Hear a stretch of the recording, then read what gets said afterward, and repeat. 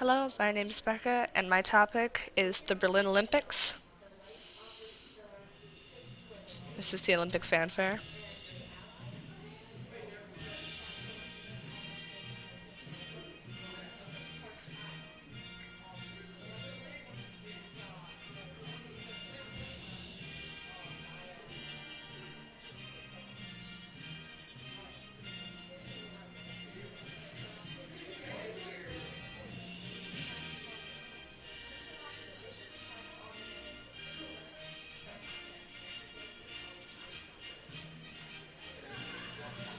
For those of you who don't know, the Olympic fanfare and theme was written by John Williams, even though it had not been composed at this Olympics in 1936. The Olympics are a symbol for world peace, an idea that the nations of the world can come together and compete peacefully, but that doesn't always happen. In the 1972 Munich Olympics, 8 Arabic terrorists killed 11 Israeli athletes simply because they were competing for Israel. In the 1980 Moscow Olympics, the U.S. boycotted and didn't compete as a result of the Cold War.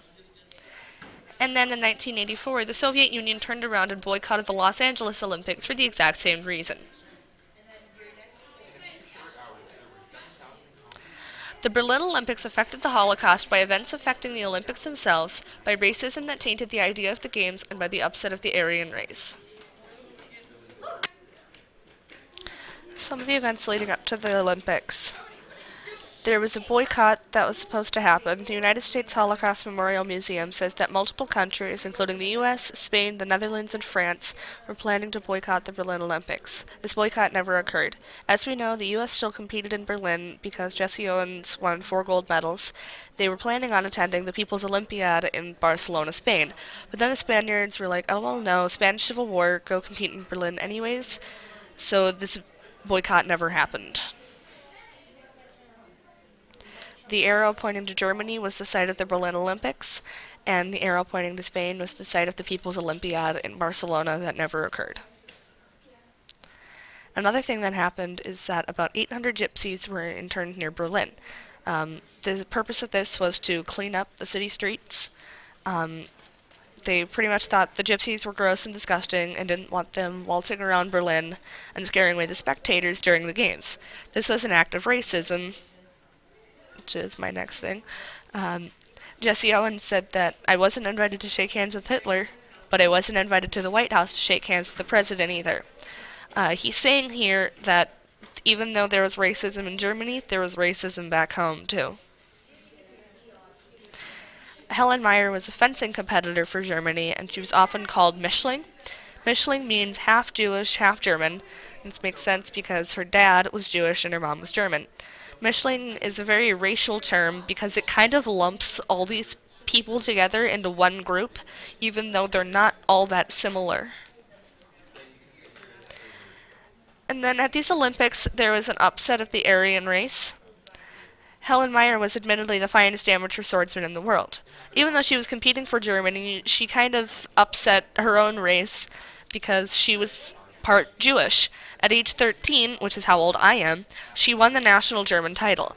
At age 17, she won gold in the Amsterdam Olympics, and at age 25, she won second in the Berlin Olympics.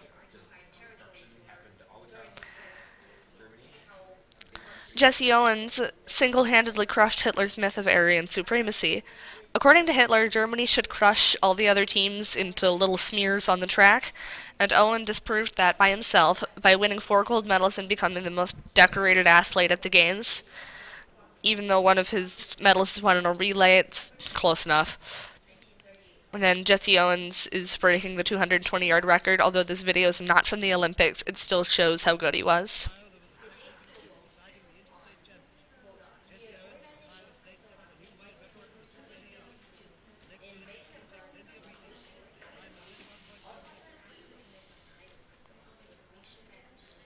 The Berlin Olympics affected the Holocaust by events affecting the Olympics themselves, by racism that tainted the idea of the Games, and by the upset of the Aryan race. Even though a lot of things went wrong at these Olympics, there was one thing that came out that was good.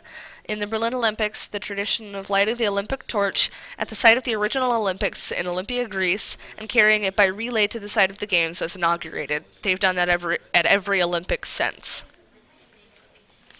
Even though Germany won the Games, it didn't mean that they were more superior. In a way, Germany was the least superior by the motives that fueled their passion to succeed. The Games are meant to be peaceful. Why should politics affect them?